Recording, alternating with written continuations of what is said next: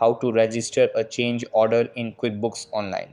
So the first thing that you want to do is go to the gear icon and select Custom Form Styles.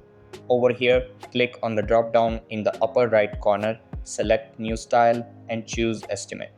After that, click on Content in the Estimate template field, then select the pencil icon on the right to edit the section. Then, under Form Names, change the word Estimate to Change Order. After that, to create a custom field, go back to the gear icon, select List, and then choose All Lists. Over here, scroll down and select Custom Fields. Then, in the upper right, click on Add Field.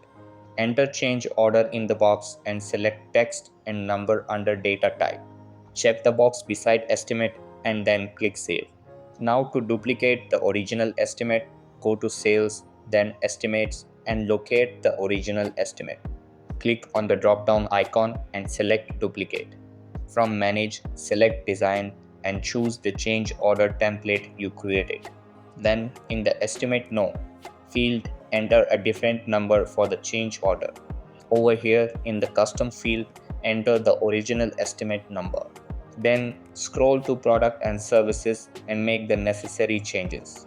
After that, review the details, then click save and close or print and download. If you choose review and send, make sure to change the subject from estimate to change order. So that's all for this video.